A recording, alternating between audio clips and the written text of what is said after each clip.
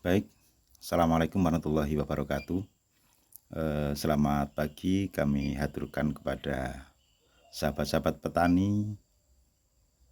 Salam sukses juga saya sampaikan kepada panjenengan semua. Mudah-mudahan kesuksesan selalu mengiringi niat dan langkah baik kita semua. Amin ya robbal alamin. Sahabat tani yang saya hormati, kali ini saya akan mencoba menjelaskan atau memaparkan tentang apa-apa yang saya lakukan pada tanaman-tanaman yang sejenis ini.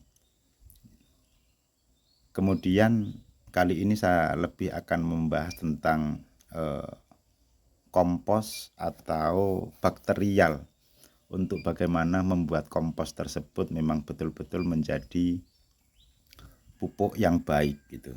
Kenapa? Karena bagi kita pelaku petani tentu kita sudah tidak asing lagi bahwa pemupukan itu tidak hanya memakai jenis pupuk kimia saja, dan juga tidak hanya memakai pupuk yang bersifat organik saja gitu. Kenapa?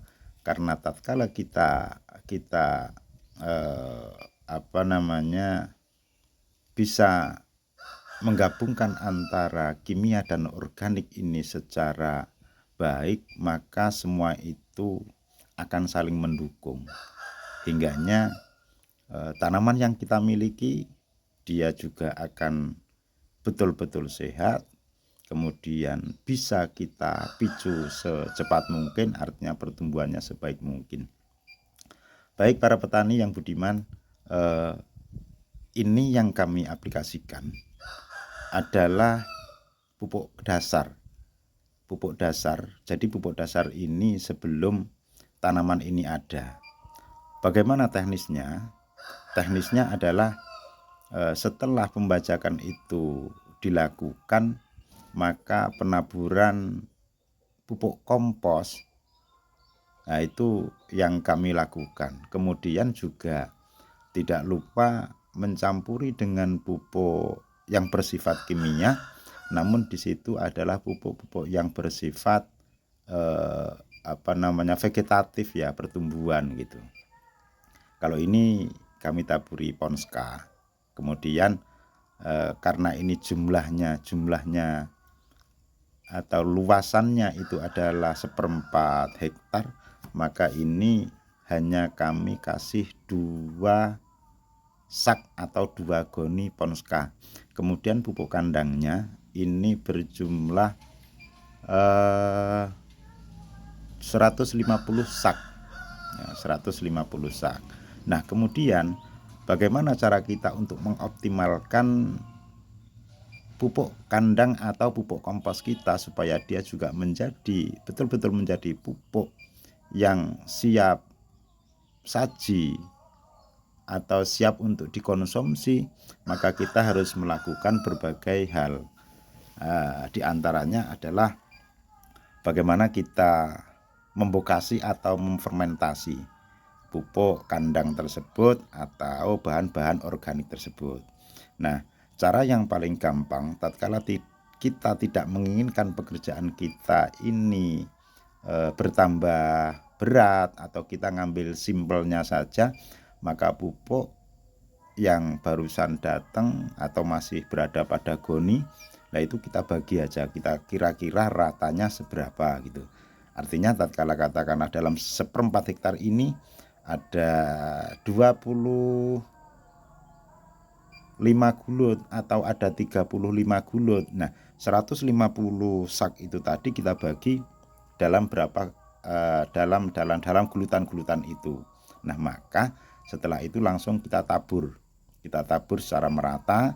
Usahakan jangan sampai ada tumpukan-tumpukan itu. Artinya apa? Tujuannya supaya lebih merata itu aja sebenarnya. Nah, kemudian supaya kita tidak terlalu payah, maka kita akan kami menyemprotkan. Cara aplikasi kami menggunakan M21 ini. Kami pakai M21 ya. Pakai M21, jadi bakterialnya itu M21 itu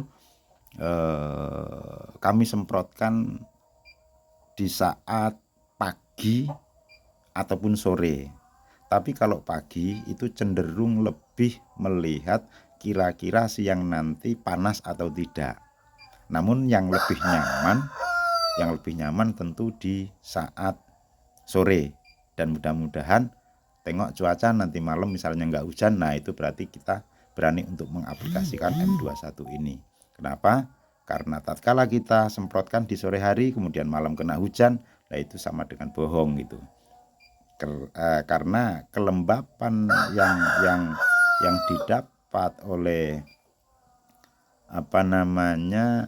kelembapan yang ada pada lahan itu nanti tidak akan sesuai dengan yang dianjurkan oleh perusahaan-perusahaan tersebut, bahwa untuk menghidupkan atau untuk membangunkan bakteri yang ada pada M21 itu tidak, syaratnya tidak tepat gitu.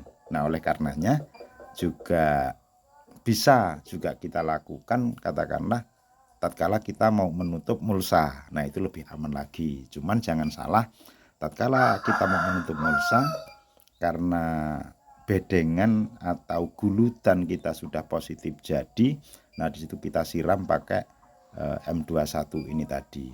Nah, kebutuhannya tergantung kemauan kita akan seberapa banyak bakteri-bakteri yang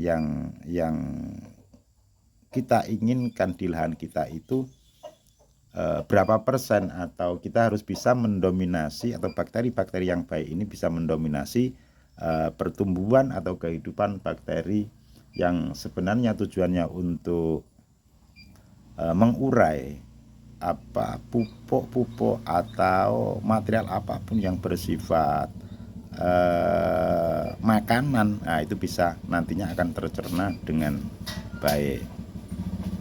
Kemudian kalau misalnya keistimewaan daripada M21 ini betul-betul kami buktikan sesungguhnya gitu.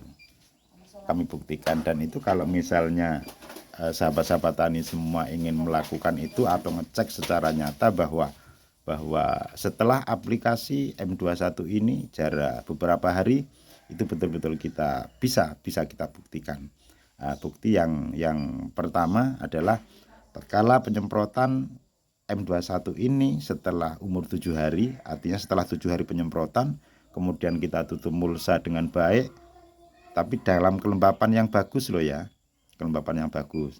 Nah, itu dalam waktu 1 minggu atau 7 hari kurang lebihnya itu, maka tatkala sampean buka mulsa itu, dia sudah seolah-olah penuh dengan jamur. Bukan seolah-olah, memang penuh dengan jamur. Jadi warnanya dengan yang di luar pun beda sekali gitu. Artinya apa? Artinya jamur itu kan yang menumbuhkan bakteri. Jamur itu yang menumbuhkan bakteri. Nah, berarti tanpa bakteri, jamur juga tidak akan pernah tumbuh. Nah, bukti keberhasilan bahwa kita telah berhasil dalam menanam M21 yang di situ sesungguhnya adalah bahan bakteri, maka keberhasilannya bisa kita bilang 85% atau bahkan 90%.